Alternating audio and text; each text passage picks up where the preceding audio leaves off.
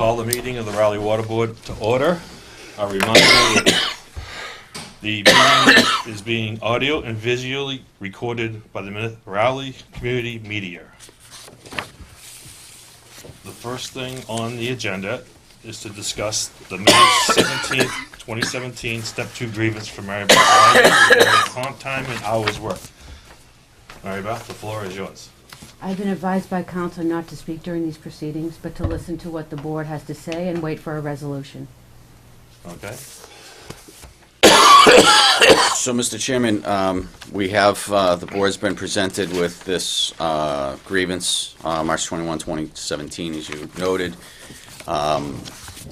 It's my understanding from the grievance, and again, we only have what's been presented, but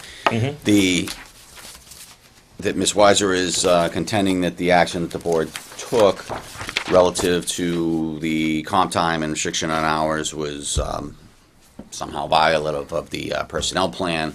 I do note that under Section 9-0 of the Raleigh Personnel Plan regarding compensatory time, that it provides that it is expected that individuals in positions such as Ms. Weiser's that are managerial and supervisory may work beyond their regular hours during the work week, but there are limitations. While the town does provide a benefit for accruing what is termed under the plan as compensatory time for FLSA exempt employees, but that they may accrue up to 2 weeks of compensatory time per fiscal year on an hour-for-hour basis. And then goes on to state that extra hours worked beyond the maximum accrual are not subject to additional compensatory time, and that if in the event that someone has exceeded the annual accrual cap, a supervisor can adjust the employee's work schedule during a particular week so that the hours worked do not exceed the regular work week. It also cannot be carried over from year to year. And essentially, a supervisor is responsible for authorizing these employees to accrue and use the comp time. So, that being stated, it's my understanding that what occurred here, and certainly anybody can correct me if my understanding's off, but that the Ms. Weiser in this case was exceeding the number of comp time hours that are permitted to be accrued during the year, and that as a result, the Board of Water Commissioners voted to restrict, consistent with Section 9-2, restrict or adjust, I should say, the employee's work schedule so that the hours worked don't exceed the regular work week, and to essentially put her on a restricted plan because of the exceeding of the cap. In this particular case, the reference to supervisors here, in my opinion, would be the Board of Water Commissioners, since under there is a little bit, well, technically the Board of Water Commissioners don't appoint the water superintendent under the special act that established the water department. The Board of Water Commissioners has the authority, the land and water rights and other property taken or acquired under this act, and all work, buildings, and other structures erected or constructed thereunder shall be managed, leased, improved, and controlled by the Board of Water Commissioners hereinafter provided for in such manner as they deem for the best interest of the town. So that being said, within the meaning of the personnel plan, it would be my opinion that the Board of Water Commissioners is one of the superintendent's supervisors, and that the board in this case acted pursuant to Section 9-2 to restrict the hours. So my opinion is I don't see a violation of the personnel plan, contrary to what Ms. Weiser has indicated in a grievance. I would like to say I'm not the property of the Board of Water Commissioners or the Town of Raleigh, so that section that you just read refers to property. I'm not the property of the Board of Water Commissioners. Mr. Chairman, if I may respond? Feel free. So no, I'm certainly not suggesting that Ms. Weiser is the property of the Board of Water Commissioners. However, that the operation, so that the land, the water rights, and other property taken and acquired in all works, buildings, and other structures erected or constructed thereunder are managed, leased, improved, and controlled by the Board of Water Commissioners hereinafter provided. So to suggest that the legislature establish a special act that established a Board of Water Commissioners that's in charge of the water department property, its operation, the land, the buildings, the water supply itself, that they were placed in charge of that, but that employees that are appointed by the Board of Selectmen to assist the Board of Water Commissioners in that operation, that the Board of Water Commissioners has no supervisory authority over them, to me is not consistent with what this act is intended to do. Additionally, there was another, I don't have the documents with me, that we discussed in a prior grievance, and I can see the passage where it just said that the superintendent operates under the authority that's given by the board, that's delegated from the board to said person. So, I mean, that further supports that. Correct, Mr. Manning. Mr. Chairman, through you, I believe what Mr. Manning may be referring to is the job description, perhaps for the superintendent. In addition, the special act that established the Water Commission, which again is, I don't think I noted at the outset, is Chapter 11 of the Acts of 1946. There's a further sentence that I didn't read, which is that the Board of Water Commissioners may establish rules and regulations for the management of its waterworks not inconsistent with this act or with any other provisions of law. So again, so long as the board is acting consistent with the personnel plan, as I indicated, I believe it is here, I don't see any violation. I don't see any merit to the grievance in this case. May I ask a question? 3 years ago, 2 years ago, the same exact situation came up, and the town came to my defense, my support, when the previous Board of Water Commissioners tried to, the same issue about comp time and the hours that I were working came up in the previous water board. So past practices is that I've been working the hours necessary to get the job done from day one. And so the board is aware, and maybe you weren't, I do not count extra hours worked during the work week. Like if I come in at 5 a.m. and I work till 5 p.m., my normal shift is 7 to 3. I don't count that as comp time. I count that as what it says, putting in the extra hours to do my job.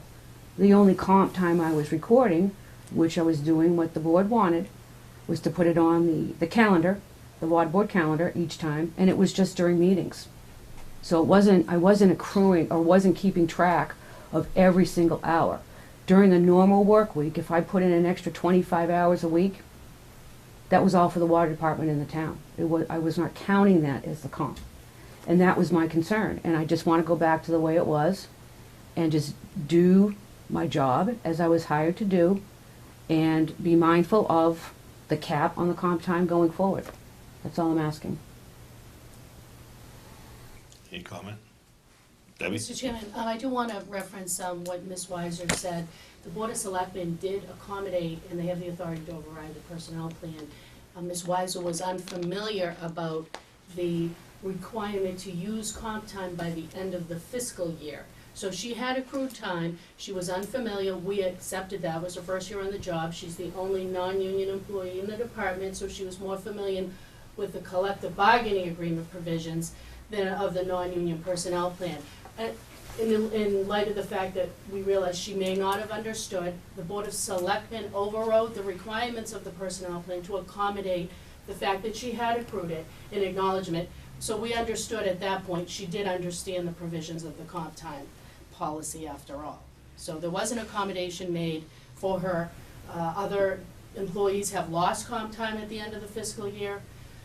But she, recognizing that she was a relatively new employee and may not be familiar, there was an accommodation. So we understood going forward that she would understand the provisions of the plan. So Mary Beth, does that accord with your recollection of the discussion? Yes. Okay, so the issue is not the limit of the 80 hours, it was the rollover of the year at the end of the fiscal year, and an accommodation was made at that point.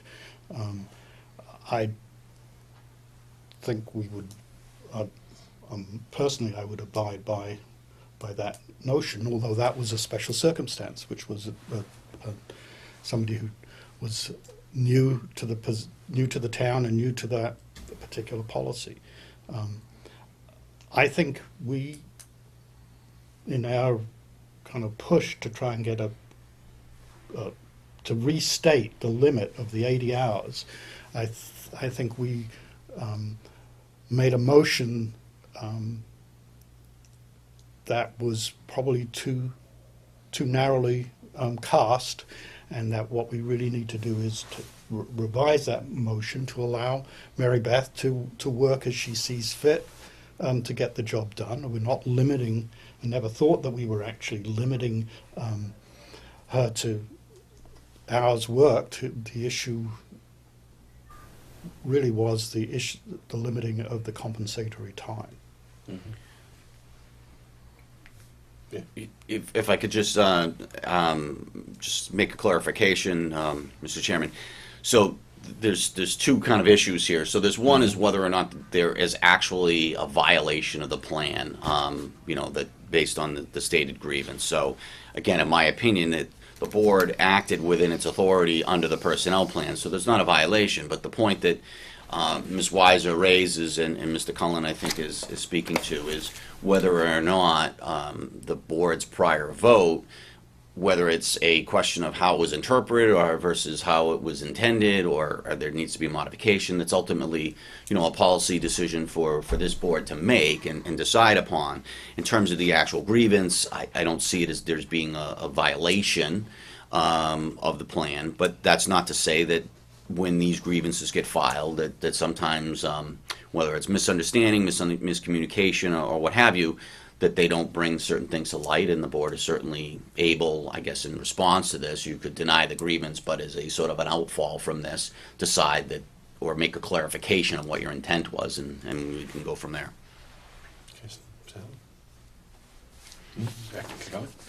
Can I comment? Yes, Yep. of course. Well, you're the chairman.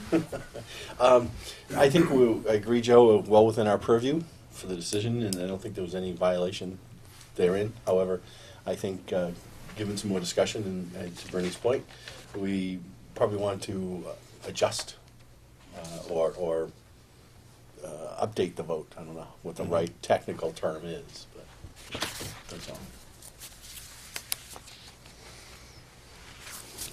Any other comments? No, unless Mary Beth has any additional comments. No, I just want to do my job. Any motions? I'll make a motion to reject the grievance. Is that the right term? to use? Deny. Deny I the think is deny the grievance in terms of seeking additional compensatory time beyond the stated limits in the personnel policy. Second. All those in favor signify by saying aye. Aye. Aye. Motion passed. And can we make a motion now to adjust the hours? Yeah. And in just a discussion first before I make the motion, so I get it right. I think we had said that we want to limit Mary Beth to 40 hours. I think what we want to say is we want, do you want to say something? No. Oh, I thought you raised your hand. I think what we want to say is that we want to, Mary Beth should do her job, but seek to minimize compensatory time and not to exceed the, 80 hours? 80 hours in a fiscal year. So just to say, not to exceed 80 hours of comp time in a fiscal year. So make the motion that to just recommend that Mary Beth not strive not to work too much overtime, and to not exceed the 80 hours of comp time in a fiscal year.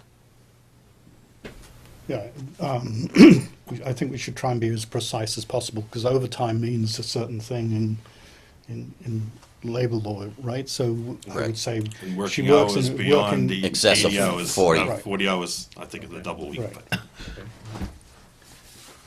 So do you want to Well, remake the motion? if you have the words, man, you do it. I'll try. I'll make a motion to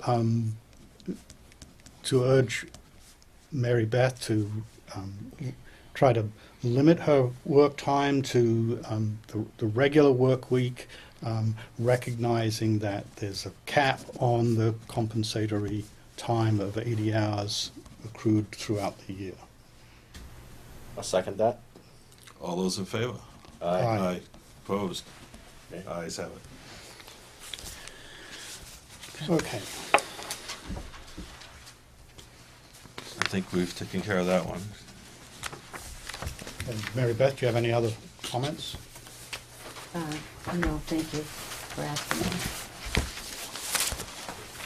Number 2 on the agenda, discuss the May 18th, 2017 memo from Mary Beth Weiser regarding communications received from Commissioner Cullen. Mary Beth, would you like to speak on this? No, but I would ask that the complaint get read in its entirety into the record, please. And again, I've been advised by counsel not to speak. I don't know if I have it in front of me. I do. Is this the, yes. So that's my statement. What's his statement? I don't have the Mi- complaint. Mr. Chairman, if I may, it's entirely, this is a public meeting. Ms. Weiser's complaint is, would be part of the record Yeah. of this meeting. It's up to you whether or not we need to read the entirety of it into the record. Mr. Chairman, what is the clarification of entirety? Because there is several there's Yeah. a volume of The memo. excerpted emails and things. I don't know if that would be considered. I would say that we just Good point. add it to the minutes and, Well, it will be added to the, it's Mhm. part of the record. yeah. Well, in fairness to Mary Beth, I mean, if I'm going to read a response to the complaint, so it probably is only fair and reasonable for this record, the recording to include a reading of the complaint. Mr. Chairman, I have a copy right here. Would you like Right. to- I have Bernie's copy. I will read just the letter, not the attachments. That was sort of my point, Mr. Chairman. I didn't want us to be here until 10 o'clock. I can't be here till 10 o'clock. To the Board of Water Commissioners, from Mary Beth Weiser, Water Superintendent. Carbon copy to Debbie Egan, Personnel Board, Board of Selectmen. Read formal complaint. I am employed with the town of Raleigh and report to a 3-member board. Communications is consolidated with the chairman. My first point of contact is the chairman. In the event the chairman is not available, or report to the vice chairman. I have gone over the chain of command several times, so I find having to remind the board again very annoying and disrespectful. This has been explained to me by Town Administrator Debbie Egan. I would like to request that Commissioner Cullen refrain from emailing me assignments, see attached emails. I need to pass along and report to all 3 commissioners, not just Mr. Cullen. I cannot be running around doing work for 3 separate board members. If a water commissioner has an issue with their water bill, then the water commissioner needs to call customer service, just like all our customers have to do. See attached email. Mr. Cullen is adding stress to an already stressful situation. Since the Water Board voted May 16th, 2017, only to allow me to work 8 hours a day and not exceed 40 hours a week, the added busy work is creating undue stress. I was told by the chairman at the May 16th, 2017 Water Board meeting that if I do not complete my assignments, this would be considered a performance issue. I feel that is unreasonable, unfair, as my workload has increased and the number of hours to complete has decreased. Everything needs to be filtered through the chairman as discussed. All water business needs to be on the agenda and discussed at meetings and voted on. I report to a 3-member board. I take direction from the Board of Water Commissioners. Any assignments handed out to me need to be voted on by a majority vote of the board. No one commissioner can hand me out an assignment. Part of my role is to buffer between the 3 member boards so they do not violate the open meeting law. They can communicate through me information to pass on to the chairman. I was instructed by town administrator to respond to commissioners handing out assignments to me, as I will wait for a vote of the Board of Water Commissioners to complete the additional assignment. One commissioner cannot give me an assignment. The 3 members has to vote at a public meeting for me to complete. I am not your personal secretary.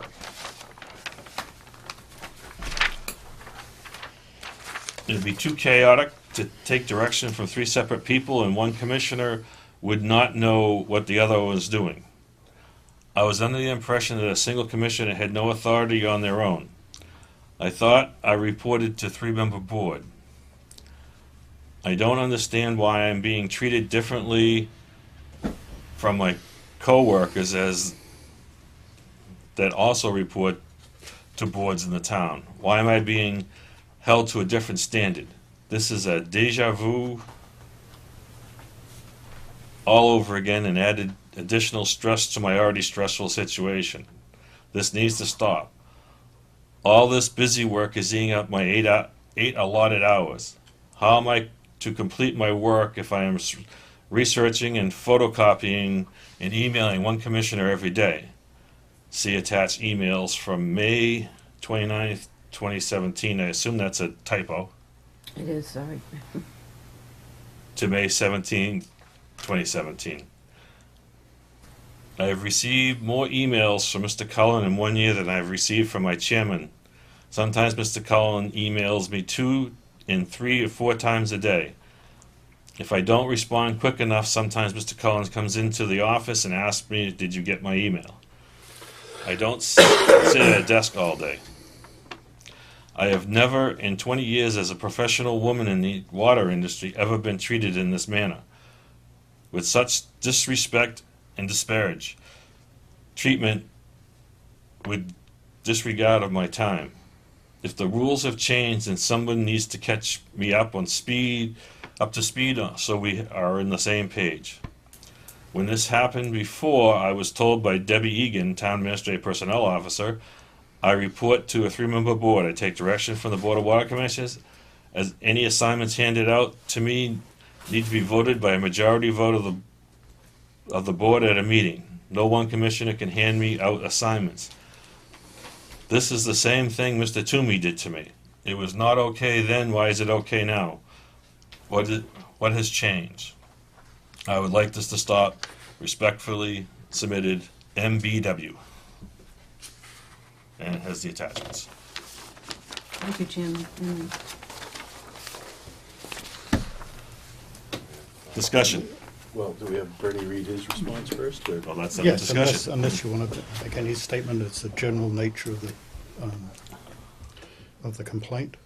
So I certainly can. I mean, I think in terms of, well, it may be best, Mr. Cullen, actually first, if we can get your response to that, Okay. and then I can All make right. the general complaint, because I think right now there may be a factual dispute, so. Right, okay, so I think there very much is a factual dispute, and I have copies, each of you provided a copy. I have a copy from the advisor as well. Thank you.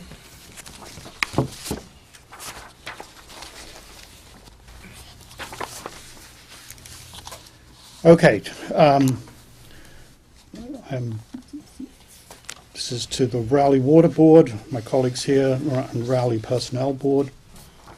And it's dated May 30th to 2017. A complaint, and it's reference to a complaint against me, Commissioner Cullen, by Mary Beth Weiser.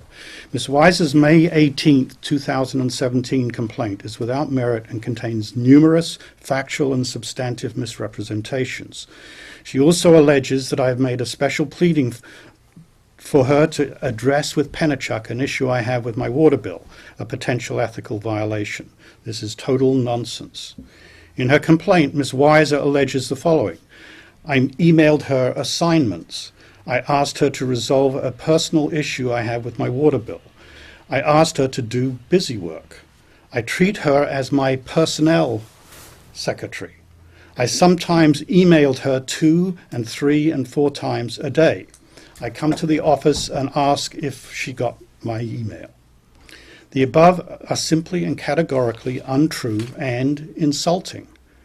On May 17, the day after Miss Weiser confronted me in the parking lot and alleged that I was burdening her with assignments, I sent her a note with a compilation of my emails from January the 1st, 2017 through May 16th, 2017, and politely asked her to point out where in my emails I had given her any assignments.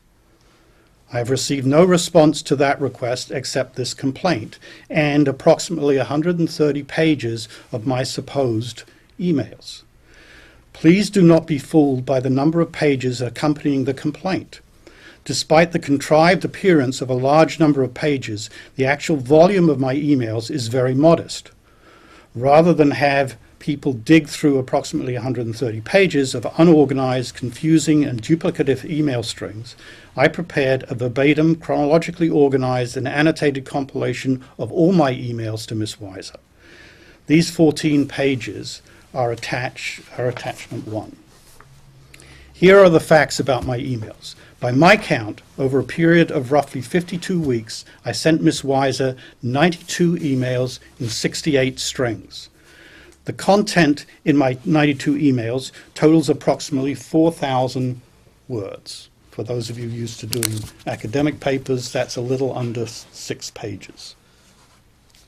27 of the 68 strings are in response to emails Miss Weiser sent me. 17 of my 92 emails are simply thank yous or 2 or 3 words of acknowledgement. 9 emails ask for items to be added to our Rowley Water Board meeting agendas or details about the meetings. 12 emails cover the Rowley Water Board budget presentation to or questions from the Board of Selectmen. The only times I might have asked Miss Weiser if she received an email from me were A, when, with her agreement, I helped her rewrite and edit 8 or 9 of the Rowley Water Department job descriptions so that they would be ready for meetings with the Personnel Board. 8 of my emails addressed this joint activity. B, when the summary of the Water Department activities for the annual town report had to be written. This led to another exchange of emails and included 8 of my emails. And C, early on May 16th, I probably asked in passing if she received my May 14th email about the potential problem with the Pennachuck billing system. The essential facts are that I have not inundated Miss Weiser with emails, assignments, or busywork. Indeed, I've actually relieved her of some arduous and time-consuming tasks, i.e. the Rowley Water Department job descriptions and cleaning up our annual statement. I did this with her agreement and at the direction of the board. The content of my emails, the revised job descriptions, and the Water Department section in the town annual report speak for themselves. My emails seem to have become an issue when I raised 2 substantive issues shortly after the board rejected Miss Weiser's attempt to use accrued comp time that was significantly in excess of the hours stipulated in Rowley's personnel policy. This, I believe, is the genesis of Miss Weiser's baseless complaint against me. The actual trigger events were 2 issues I raised via email on May 14th and May 16th. Miss Weiser filed her complaint on May 18th. Issue number 1, the Pennachuck billing. On May 14th, I sent Miss Weiser the following email to alert her to a significant possible issue with the Pennachuck billing process. And this is a verbatim quote. My water bill came on Saturday. I have scheduled payment online before the May 31st, 2017 discount date. However, the amount that is indicated online for payment by 5/31/2017 is distinctly and unaccountably different from the amount on the hard copy bill. It is a small amount, 19 cents. But it is disconcerting to see 2 different numbers. I'm also concerned that customers who quite naturally choose to pay the smaller amount are then billed for any underpayment. Finally, I'm confused as to how exactly I was charged 2 cents in interest. I'm not so much interested in my own account, but to make sure that we and our customers understand and are confident in the actual billing and accounting processes used by Penachuk on our behalf. I have heard others raise the same issue with Penachuk's billing process. Now this is my question to Ms. Mary Beth. How do you suggest we proceed? Should this issue be added to the next Raleigh Water Board agenda? Issue number 2, Small Water System Services, SWSS, charging of double time. On May 16th, while I was checking and signing bill warrants at the Water Department office, I noticed that we were being charged $142 per hour for contract operators supplied by SWSS. Since Ms. Weiser was in the office and asked if I had any questions, I asked her why we were incurring double time charges. She said that she was not aware of it, but would look into it. I left, but I found her seeming nonchalance and lack of awareness disturbing. Later that day, before I left for the Water Board meeting at 5:30, I sent Ms. Weiser the following email. Can you please pull together all the invoices and timesheets we have from Small Water System Services since they started working with us? Please let me know when I can review the material. End of email. I believe that both these requests are firmly within the purview of individual water commissioners, and they are both the types of issues that commissioners should raise as soon as they are aware of them. Neither of my requests required any meaningful amount of Ms. Weiser's time to address initially. Ms. Weiser could have addressed the billing issue by simply placing it on our next agenda, as I suggested in my email. Parenthetically, as the wording of my email shows, I was and am not concerned with the vast sum of 19 cents, but with a systemic issue and its potential impact on our credibility with our customers. Ms. Weiser should have seen and shared that concern.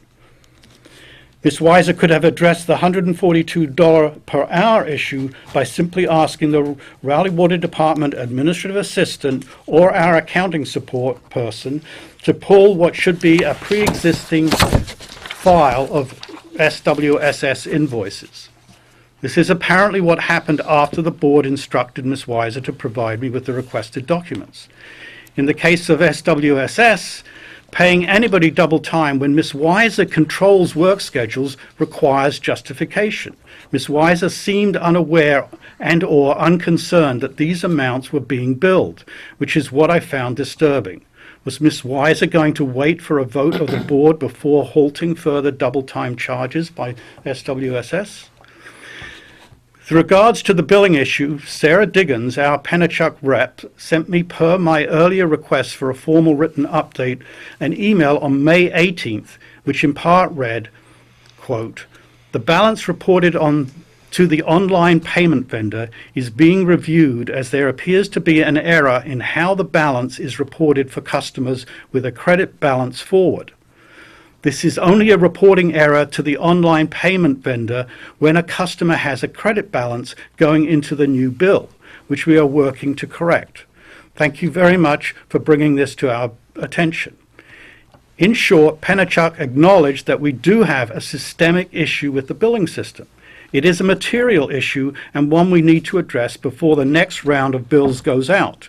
We owe it to our Raleigh customers to sort this out as quickly as possible. I have heard nothing from Ms. Weiser on this issue, though both Sarah Diggins and I copied her on our email correspondence. On May 26th, I asked Sarah via email for an update on what Penachuk has done to correct the error and to test the stability of any software changes. As of this memo, I have heard nothing back from Ms. Diggins. I strongly suspect that correcting this problem is likely a much bigger issue than Penachuk is acknowledging. A water commissioner should not have to do this. With respect to paying Small Water System Services $142 per hour, when I looked at the SWSS invoices, it was immediately clear that we have been paying double time since early November on every one of the 24 days SWSS supplied us with an operator. See attachment 2. It appears to be an unwarranted standard billing practice on their part, enabled by our slack scheduling. If my assumptions and calculations are correct, it means we have unnecessarily paid SWSS nearly $4,000 in double time and overtime in less than 6 months. Ms. Weiser directly requests and schedules these individuals. This double-time billing practice has to stop. In addition, I learned that we are apparently paying 2 hours of travel time per day at $70 and now $72 per hour. We obviously need to revisit our contract with SWSS. To summarize, any fair reading of the content, frequency, and tone of my emails to Ms. Weiser shows that each one is legitimate. None constitutes giving Ms. Weiser assignments. None constitutes busy work. None reflects a request for special personal treatment. None treats Ms. Weiser as my personnel secretary. Over the course of the year, my 1 or 2 emails per week can hardly constitute a burden. At no time have I harassed Ms. Weiser through repeated emails or by demanding her attention, let alone treated her with disrespect or disparaged her. Finally, my responsibilities as a water commissioner require me to bring substantive issues promptly to the water superintendent's attention and to ensure that we spend our customers' money prudently. I will continue to ask questions, raise issues, and scrutinize our purchasing and spending practices. But as I have in the past, always in ways that do not interfere with Ms. Weiser's ability to address more pressing Raleigh Water Department issues. That's the end of my statement. The attachments are the content of my emails to Ms. Weiser, each and every one of my emails, and a summary of my analysis of the small water system services invoices and hours of service, commencing from the November 3rd invoice through the most recent invoice, which was May 15th. That's my statement. Any comments? I'll defer to Mr. Fair first. Well, Mr. Chairman, as I indicated at the outset, relative to the grievance, the Board of Water Commissioners has authority under the special act that was created establishing the Water Department to oversee the Water Department's operations. I understand that Mr. Cullen is a newer member of the Board of Water Commissioners, so certainly bringing himself up to speed on various issues that arise is certainly well within the role of what a Board of Water Commissioner is supposed to be doing.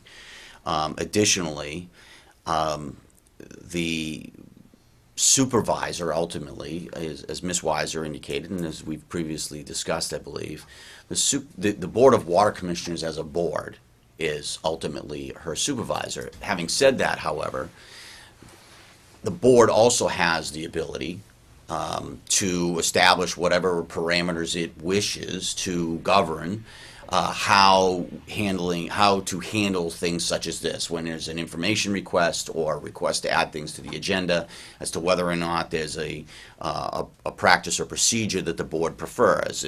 For example, Mr. Cullen asking that something be added to the agenda. Is that the board is, if that's part of what the board's expectation is as a board, then it would seem that that's consistent with what is done, what was done here. Alternatively, if the board wanted to have a different process, having everything flow through the chairman, again, that's really within the purview of the board to decide as to how it wants to handle that. Now, in this particular case, and based on Mr. Cullen's explanation, I personally did not read his email as actually expressing an intention to address a personal issue. As he points out, it was only for a 19-cent difference. I'm sure that wasn't, he probably spent more time typing the email than the 19 cents was even worth. I think in this case, he was just trying to use anecdotally his own situation as an example of a larger problem he believed to exist. So I don't really see any merit to that component of Ms. Weiser's complaint. Additionally, when we're talking about requests for information, again, that's something I think the board can decide how it wishes to proceed, and if there's some clarification that is needed to be given to Ms. Weiser as to what the board's expectations are when an individual member requests information as to how those should be handled. That's certainly within the purview of what this board can decide. I think it is also important to note that there are individual, or at least one individual that I'm aware of, an administrative assistant that is available to Ms. Weiser. So to the extent that she's contending that all of this burden is falling on her, that may not necessarily be the case in all circumstances, because part of what Mr. Cullen is asking could simply be delegated in certain cases. So I guess those are my general observations. I don't find that there's any merit to the contention that this was a personal issue that he was asking her to address. And unless Ms. Weiser wants to dispute Mr. Cullen's account, but I'm not seeing his request to add things to the agenda or to be brought up to speed on issues that he potentially sees as needing to be addressed by the water board as things that would be all that onerous or burdensome to her. So, but with that, I guess I'll turn it back over to the board, and if the board wishes to comment in terms of the process or procedures. So I think well-written response, Bernie. And I would say my comments are that we have since it's three ayes, we have a gentleman's agreement with respect to how we operate the board, and that the chairman handles things with Mary Beth Weiser to keep the chaos factor down. However, there is no restriction on any communication from a commissioner to Mary Beth. And the two issues that Murdy brought up certainly are the types of things that if a single commissioner found, we can't collaborate, we would directly go and expect a direct communication to Mary Beth. That 19 cents that 19 cents is minuscule, times 2,000 water customers, that's a lot. That is significant, and I think Bernie did the right thing, and then said, let's investigate it and whatnot. We'll get it on there, but to wait for 2 weeks for a meeting would be ludicrous, and I'd question the fiduciary responsibility to the ratepayers to just let something like that go for a few weeks. So I think I'd commend him for getting that forward. And then with regard to the small water system, the three of us signed the bills, and there's a reason for that. 3 sets of eyes, it's better. Sometimes I'll catch some, Mark will do it, or Mr. Cullen. And Bernie did, and that is something that needed to be brought up and addressed. And I find the lack of passion for the response interesting, but that's not for today. But again, that's something that if a commissioner finds it, it doesn't need to go through the commissioner through the central office to get back to the commissioner to the chairman. That's something that should be put with the superintendent for that person to either delegate or do, and then get back to the chairman with, there might be a problem here, and I'm not sure what's going on, but I'm not comfortable with the tone of the operation in the office right now. So, but I stand by everything that Bernie said, and have watched it and seen it, and been a participant. So I don't see anything wrong with any of the things that he's done. Any other comments, Mary Beth? Comment? Just one. The Board of Water Commissioners, back in whatever it was, November, signed the original contract with Small Water Systems. It was clearly spelled out, their hours of operation, what their fees were, when they charged double time and overtime. The board signed another contract. It was basically the same contract outlining it.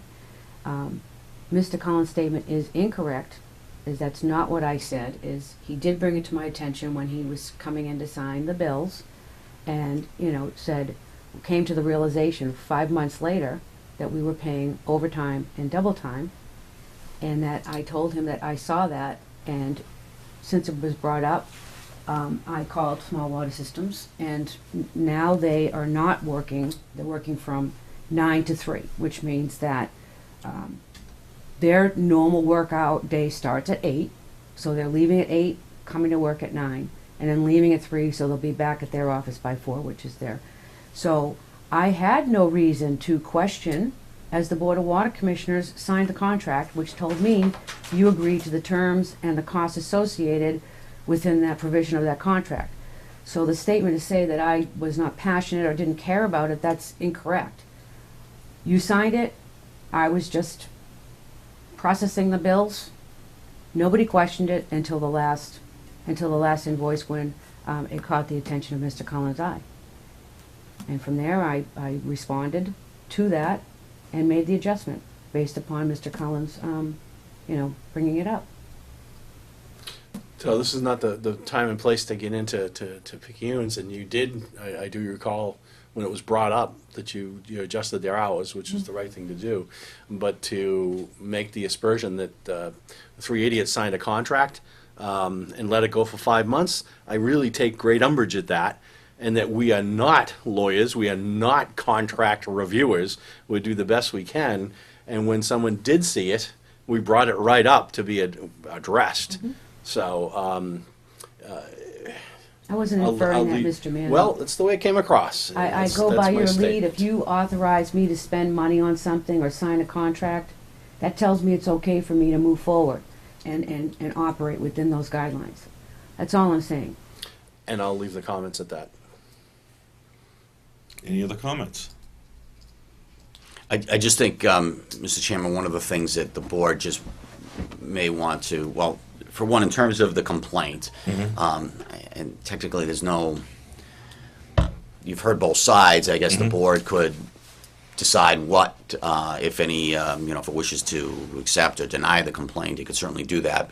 But at a minimum, I think there needs to be some sort of a clarification as to what the board's expectation is relative to requests for information that come from individual board members in between meetings, as well as if an individual member has requests to have something added to the agenda as to how you wish to proceed. Because one of the, I guess, negative drawbacks of having everything in terms of those types of things flow through a chairman is it would require then on a 3-member board, one member to now communicate with the chairman, and it could inadvertently run you into open meeting law issues, which you don't want to deal with. So by having a procedure by which if an individual wishes to add something to the agenda, to do that through the superintendent, it's certainly within the board's purview to do that. Now, obviously, at the end of the day, the superintendent and the chairman are going to discuss the agenda and decide which ones to put on and which not. But to not have that direct communication between 2 members of the board, that's certainly something that the board could decide to do. And similarly with information requests, if we're just asking for documents or information, or particularly in the case of someone that may not be familiar with an issue and wants to be brought up to speed so he can be prepared for a meeting. Again, that may be something that the board wishes to clarify, that those are the types of things that you would expect to happen during the hiatus between meetings. Any comments or motions? I think we already have a process in That- place. That is what you just described is the procedure that's been in place since I've been on the board. Okay. We go through Mary Beth for any questions, and she contacts the chairman. And it gets yes or no. The chairman has the final decision on what goes on the agenda. All right. And that's Ms. Weiser's understanding as well? Yes, Okay. that's exactly what we've been doing. Well, I guess I'm just a little confused then, because the nature of the complaint seemed to be part of the nature of the complaint, that she was complaining that Mr. Cullen was asking that, certain items be added to the agenda or asking for some sort of response, so that's why. No, it was just the additional, this is exactly what Mr. Toomey did to me. And the town had a problem with it then, so I don't understand why. And I was instructed that I don't take direction from one board member. If I'm misinterpreting how this works, that if I was to take an assignment or an inquiry from Mr. Manning today, and then 2 hours later, Mr. Emery sends me something because he is working on something on his own, and then Mr. Cullen, that's 3 separate assignments from 3 separate people. That's 3 separate emails that I have to review. That's 3 separate emails that I have to respond to. That's 3 separate assignments. It may not say in the body of the email, I'm giving you this assignment, but when somebody asks me to do something, I take it as it is an assignment. And so I would prefer, for me, because, yes, I can delegate, but then again, if I delegate, which I do, because Chairman Manning wanted me to get better at delegating a while ago, and I've been trying to do that. So when I delegate, it depends on what it is, and, where you're not there for the day-to-day, you have no idea how the records are kept or what the level of effort is for us to go back and research something a year. Going back to look back in for those records for small water systems, for example. That took somebody to have to go back and look at the individual bill warrants, because we don't know off the top of our heads when an individual invoice came in. We don't know what packet it is in. So somebody has to research to find the packet, first of all, figure out what packet that invoice is in, and then we have to go back and figure out, what packet, what month, how many were there.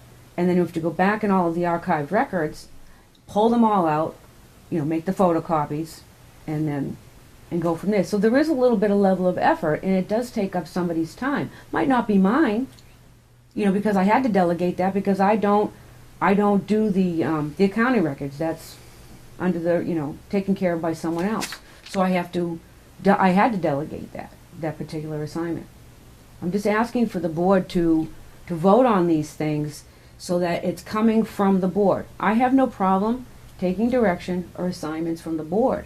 It's just when these things come in individually that it creates extra. It really does. Debbie? May I get a clarification of what we're saying is an assignment? With Mr. Toomey, he was assigning projects to Ms. Weiser. I mean, are you talking about a cost-benefit analysis, run a report, and have something done on some specialty? Or are they inquiries about things that commissioners need? I know I work for 5 selectmen, 3 members of a personnel committee. We get inquiries and requests for information and have to provide things in advance of meetings so that they have 3 or 4 days to review, digest, and with always the question, if you have any questions, contact me, because we prefer to have the questions before a meeting.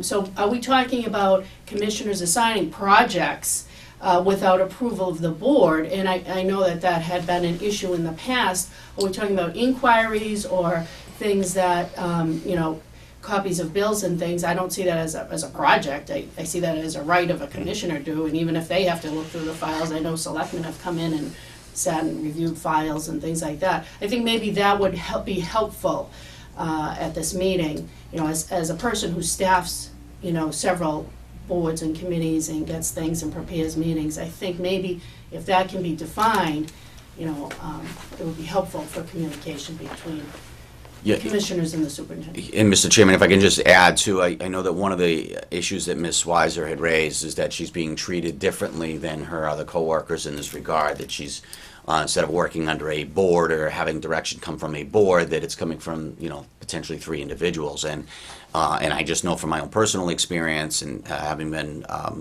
working for the town for over a decade now, that Ms. Egan frequently, as she noted, gets requests from individual board members in between meetings for information or bringing issues to her attention, perhaps to be raised to put on the board meeting or to allow the board members to prepare for a meeting. So I don't see Ms. Weiser being treated differently as her coworkers, but Ms. Egan does raise a valid point, and I think that's where maybe the confusion comes in, is the difference between giving somebody a project versus asking somebody for information or that you need to prepare to speak on an issue at an upcoming meeting, and or asking that something be added to an agenda so that the board can address it. Those types of things don't require the effort I think Ms. Weiser is suggesting. And if in a case such as the request for bills that it's more involved than it may appear on the surface, certainly it responds back to that effect with maybe an estimated time frame of when Ms. Weiser thinks that's something she can get to. I don't think is an inappropriate response from the superintendent, because in fairness to her, what may seem like a simple task is not as simple in some cases. So, I think with that clarification from the board, that might help everybody to be able to sort of move forward on this. I make a couple of additional points. I think I take Deborah Egan's point that an assignment to me is more substantive than any of the requests that I have made. It's a kind of like a common sense interpretation. I think, but as the tone of my emails and actually the content of my emails, I think makes clear, Mary Beth could always say either I'll put it on the agenda I don't have time to address it now, or this is an item that we need to the board as a whole needs to review. The third thing is, if we'd have financial files, invoices from clients which aren't organized in a way that you can go to a filing cabinet and pull a set of invoices for an ongoing contractual arrangement, then that filing system needs adjusting. That's pretty clear. You cannot run a $2.5 million enterprise without record keeping that allows you to double check things when issues come up. So it's just, I think, I'm just stunned that Ms. Weiser represented that she knew this was happening, yet it had been happening for essentially 5 months, double time, and both she and we have a fiduciary responsibility for the prudent use of our monies, and double time. $144 an hour is simply unconscionable. That's a lack of oversight, and whether if she knew about it, that's worse. If she doesn't know about it, that's bad, in my opinion. Anyway, I'm exercised because I think Ms. Weiser has essentially continued to represent that my interactions with her are in some sense inappropriate and unprofessional. And I take great exception to that. I take great exception to the fact that she accused me of using my position for personal gain. That is a total nonsense. That's borne out by the fact that we do, in fact, have a billing problem, and Ms. Weiser, to my knowledge, has not acted on that, has not interacted with Penachuk to address that issue. We do not know, and it's not 19 cents. It's not a discrepancy of partial dollars, because if you make a mistake in our billing system, the customer is going to forego the discount. That's 5% of the total bill. Not because you underpaid if you underpay by a penny, if you have a penny balance, you lose the discount. And some of our bills are thousands of dollars. So this is not picayune, nor is it, as Penachuk kind of indicated, a simple change in the system. These billing systems are very complicated, as John can probably vouch for, and that you start pulling at one piece, you can destabilize the whole billing system. So this is not a minor issue.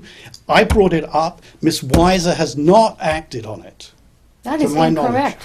You sent me an email, and I don't have access to Penachuk's billing program, and I forwarded your email the day I got it, the minute I received it, over to the company who could answer your questions. And shortly thereafter, you began to receive emails from Sarah Diggin at Penachuk to address your concern.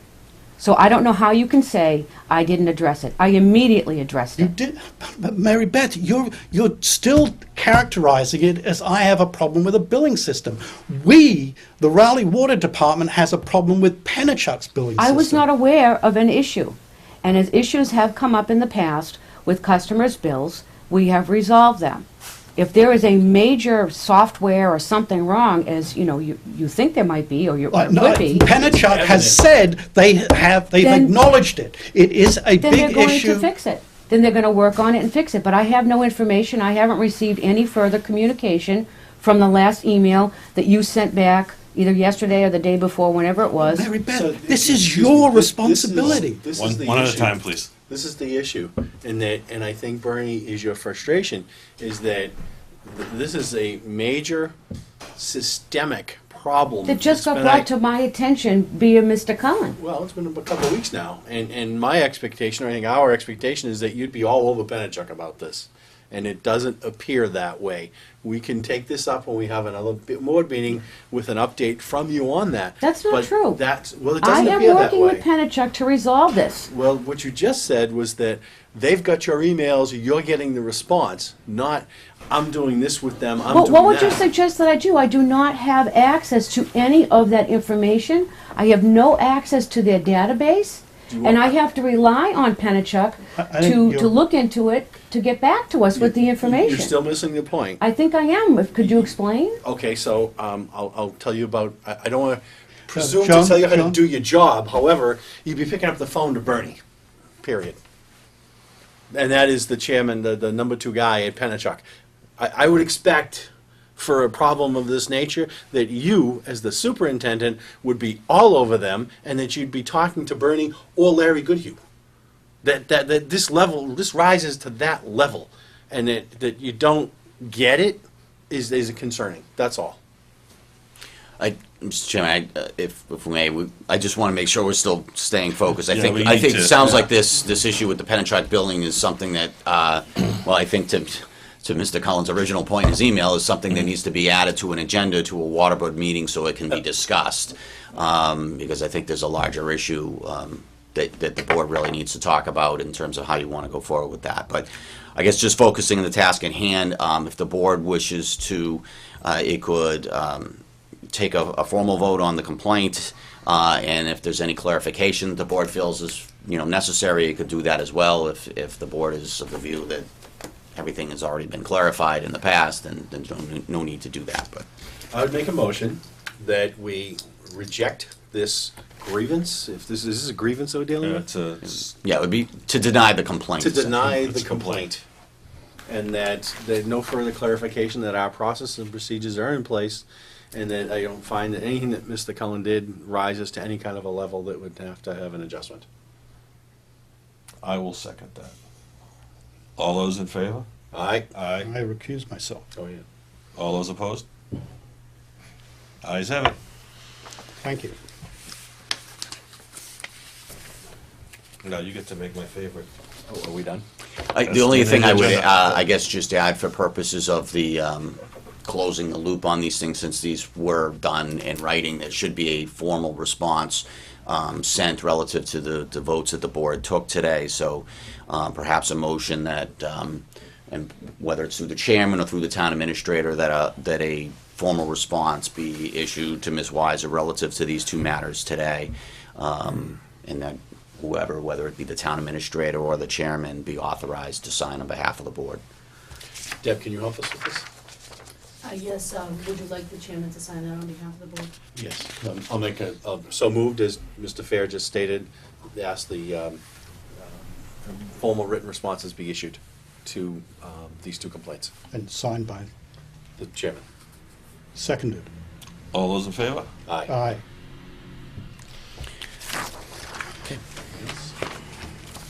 I think that's the end of the agenda. Okay. Motion to adjourn? So, I make a motion to adjourn? Second? all those in favor? Aye. We are adjourned.